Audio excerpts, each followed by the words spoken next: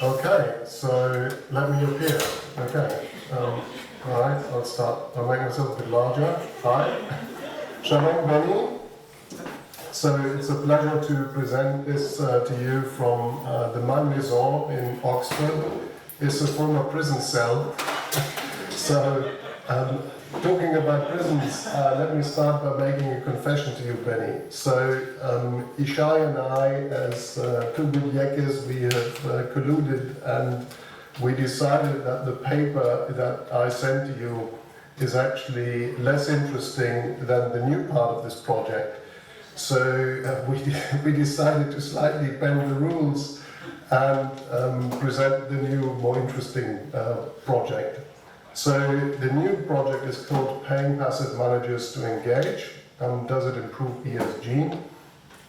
And it's joint work with Julian Franks, Hideaki Miyajima, and Iko Suzuki. So what's the project about, or what's the paper to be written about? Well, it's about ESG investing, and not surprisingly. And as you know, this is, according to Bloomberg now, a 40 trillion asset class, and it comes with different flavors. Now, I'm going to talk about two of these, positive best-in-class screening and the familiar corporate engagement and shareholder action. Another reason why we thought this would be a good idea is because it should fit quite well with the next paper, which is about positive best-in-class versus negative exclusion screening, but that's not what I'm going to talk about. So what do we know about these two things I'm talking about? Well, the one that's less familiar is positive best-in-class screening, and there the kind of consensus evidence, as far as I know, is from the US, and it's this paper by Jonathan Burke and van Binsbergen, that basically says when you get included in the leading US, or the leading index that's tracked in the US ESG index, which is the FTSE for Good index, you find no material effect. So inclusions, you don't get anything, exclusions, you don't get anything, and their conclusion is no impact of this particular technique on the cost of capital in the US. Now, on corporate engagement and shareholder action, you're all familiar with this. The results are mixed, but I think one thing is safe to say for passive managers, if you want to say something on this, you have to apply the Lucian Bebchuk-Scott-Hurst test, which is to say, why should passive managers do any engagement? Because there's not much gain for them and they're not really paid for it. So why should they be doing this? And in fact, they argue and they show that they don't. So that's the two things I'll focus on. And I'll do that in the context, not the US, not of Europe, but in the context of Japan. Now, why Japan? Or why is Japan a particularly interesting place to study these two things? Well, first of all, Japan has a widely held market, so blockholders don't get in the way.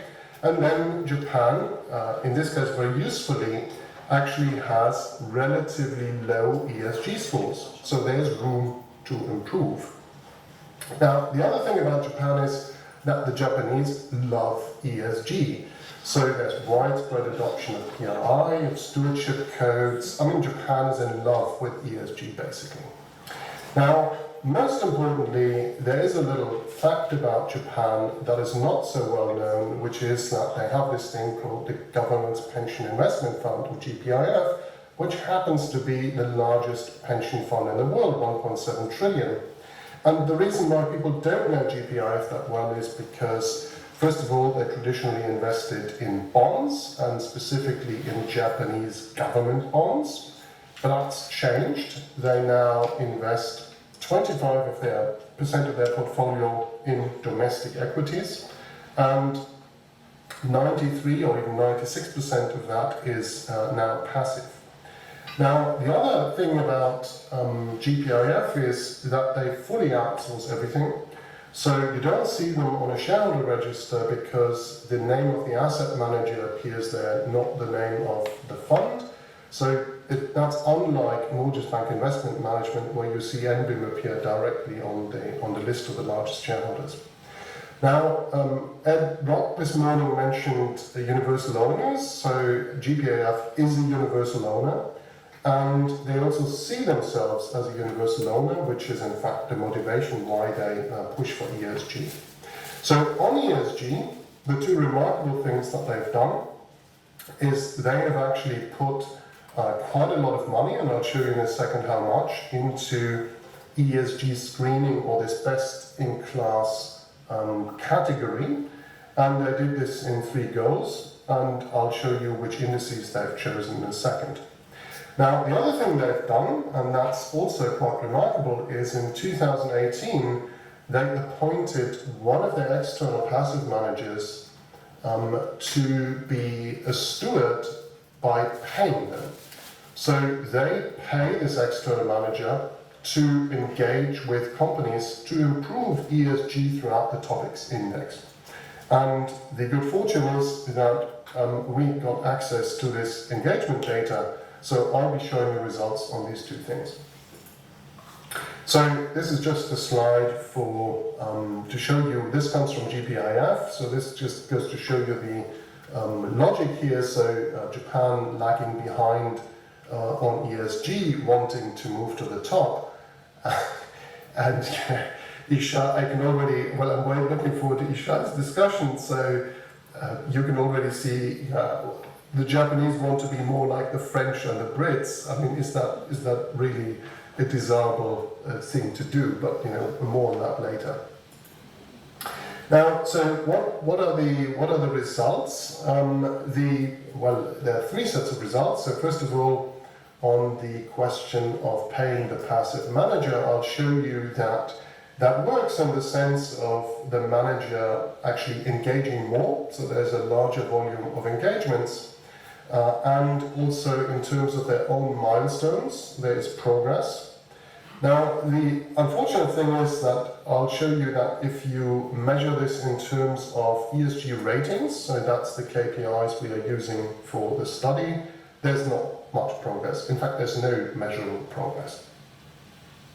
Now, the second set of results relates to the best-in-class index inclusion, and there we find that for Japan, for one of the indices chosen by GPIF, there are inclusion effects, and actually quite significant inclusion effects. So that's different from the US. So for Japan, this strategy does seem to work in the case of this index chosen by GPIF. Now, the third set of results is not really a result, but it's just an insight, which is that actually people tend to separate these 2 strategies, so best in class screening and the engagement. In fact, they are related. Why are they related?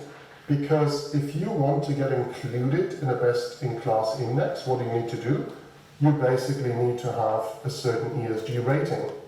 So the fund pushing for better ESG should result in a better rating, and that should give you a better chance of getting included in the index, and then at least in the case of Japan, there's a reward for that. So the 2 strategies should really be very complementary. So let me now go into the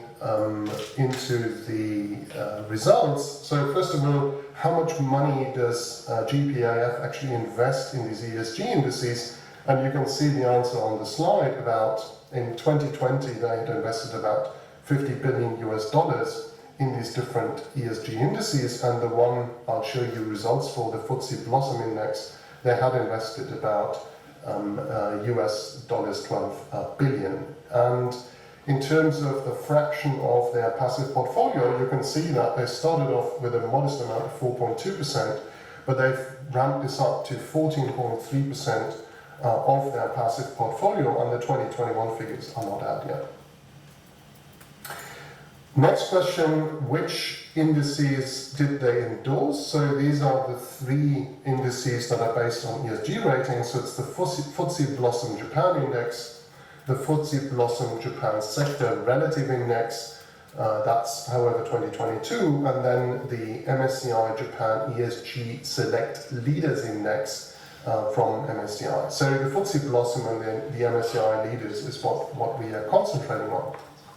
So next question, how do you get included in one of these indices?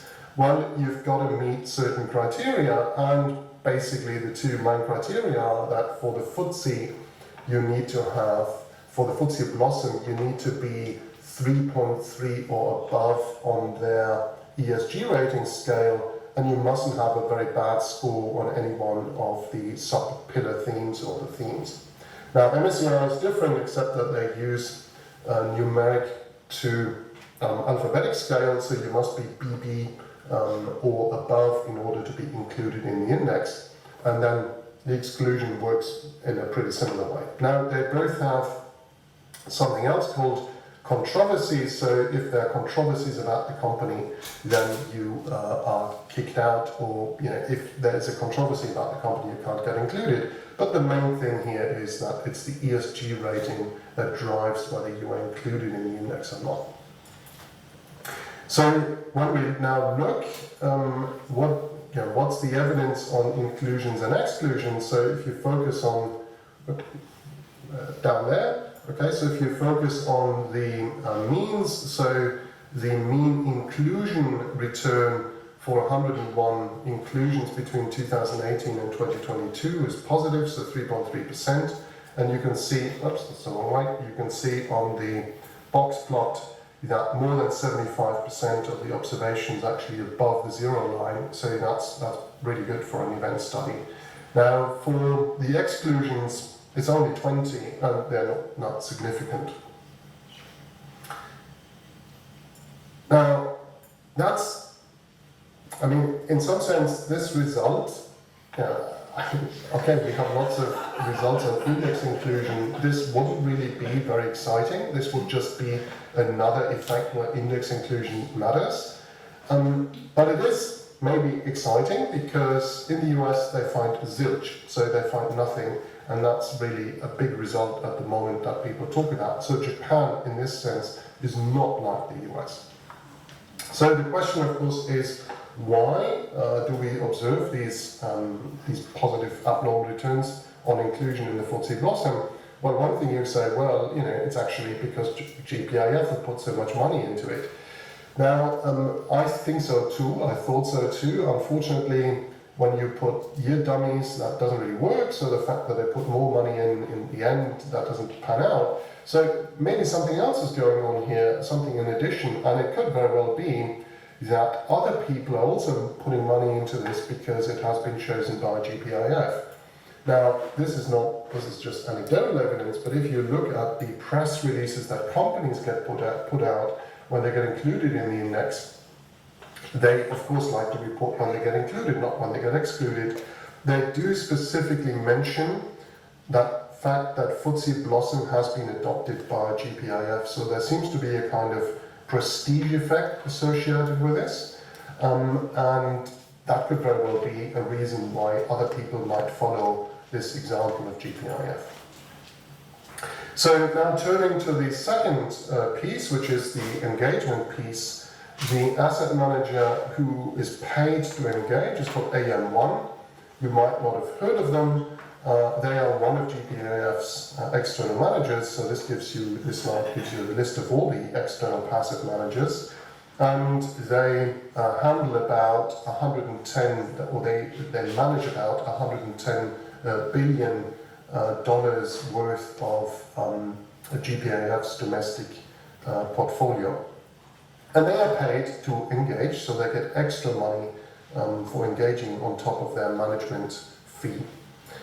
Now, they get paid, so what have they come up with? How do they engage? Well, they came up with this slide, well, not with this slide, they came up with this classification. So on the side there you see that they came up with ESG, so that's pretty obvious. And then they came up with this horizontal category they call ESG, which is supposed to cut across the three. So that's in principle the categories they engage on, and then to measure progress they've come up with these milestones, so that's how they internally measure progress. So how much do they engage? Well, first of all, in the topics, they reduced it to the topics 500, and between 2018 and 2021, they engaged with about more than half of the topics, 500, and they have also not just typically one agenda item per company, but they can have multiple agenda items, and they had a lot of meetings, so 1,544 meetings, and these are all precisely recorded, the date, the time, whom they met, very, very precise. This is just to give you an idea what they talk about. So when I first saw this, I was surprised. They mostly focus on this category they're called ESG, so CSR, ESG management, 37%. So this is what they talk with companies mostly about. They also talk about G, but what do they mean by G? Is typical takeover defenses, capital efficiency, and then that was my surprise. They talk more about climate than about other things, but they don't, compared to the other things, they don't talk about climate that much with the companies. Now, do they make progress? Yes. So in terms of their own milestones, in at least 56% of the cases, they achieved at least one milestone in progress. And you can cut and dice this. So in terms of their own reference, they produce progress. Now, the next question is, of course, whom do they engage with? And this is just a very simple cut at it. And to cut a long story short, they engage more with the large topics companies. So you can see here, this is these are the topics largest 100. So that's the largest 100 companies in the topics, and they are almost all of them, so hardly any of them were not engaged, so they engage with large topics companies. Now, the real question though then is, does that improve ESG scores? And that's important because remember, improving ESG scores gets you into the index, which gets you that premium and all the rest of it. So the way we do this is we look at the FTSE and the MSCI overall score, and then the sub-pillar scores for E, S, and G. And the way we do it is we did an initial plot to check whether we can do differences of differences. And if you recall, the first test is that so so this line, the black line, that is the treatment line. So the treatment started in 2018. So what's before, there was no engagement, and then what comes after, there can be engagement. And we cut the sample into 6 categories. So there is the topics 100 not engaged, and the topics 100 engaged. So the topics 100 engaged is up here, and then the not engaged are over there. And then, as you know, what's crucial in differences is that the pre-treatment trends are parallel, and that really looks very much the case in this chart. So it looks like a perfect setup for doing differences. But of course the question is, what's going to happen with the treated after the treatment? So how does this line continue? And if we have a nice treatment effect, so this engagement improves ESG scores, it should go up somewhere here. What happens? Well, nothing happens. Okay, so this is the perfect example of a diagnostic chart where you don't really see any visible difference in the differences, and you can then continue to go on to the FTSE theme score, the E theme score, or the S theme score, or the G theme score. I mean, there's really no visible difference in differences. Now, we repeat the same thing for MSCI. That's a bit more messy because MSCI scores tend to be a bit more messy. That can be the way the score is compiled. It's also coverage, all sorts of things, but basically pretty much the same pattern holds, except for this one where actually the non-treated show a treatment effect, so that's slightly bizarre. So that's of course diagnostic charts. That's not a formal difference in differences test. Now to do that, we have to sort out a couple of issues. First of all, as I argued, the treatment is endogenous by design. So AM1 choose who the engagement targets are, and I already showed you they have a clear preference for the topics 100. So it really is driven in part by the index status of the company. Now you can also have multiple treatments. I mean, you do have multiple treatments. There's variation in treatment intensity and so forth. And then the treatment, of course, doesn't take place at the score level. It takes place at the theme level and so forth. So there are issues to be resolved here before we can do a formal difference in differences test. But I'd be very surprised if that turns out to show an effect or treatment effect where the simple charts don't. So what's the conclusion from this? Well, first of all, the best-in-class ESG indices in Japan do seem to create an incentive to improve ESG, and you could see the scores going up. Maybe that's in fact one of the reasons. We need to explore further in the paper why that is. So, for example, the gpif prestige effect. Now, paying passive managers, as I showed you, produces more volume, but it's not that that volume is concentrated on ESG underperformers. So Aon1 don't really seem to engage on scores and talking to them. That's actually not what they do. So they don't take a list of the ESG scores and engage with those that have the lowest scores. Now, that doesn't have to be that way. It doesn't have to stay that way because GPAF can, of course, refine its brief and give them different instructions since they pay. Now, what about the link between the two? So I think you could see here that there's a clear logic of linking the engagement on ESG scores and the best-in-class screening, because in some sense you're no longer trying to push people into something that would cost them something, but actually you are pushing them to be best-in-class. So that's quite a different conversation, and you're more an advisor than somebody who is hackling. And then if there are people who want to be hackled, you're hackling them to get them to be best-in-class. Now, the other thing that is undoubtedly true is that ESG scores are crucial for all of this, and which score drives which index and which best-in-class is really important.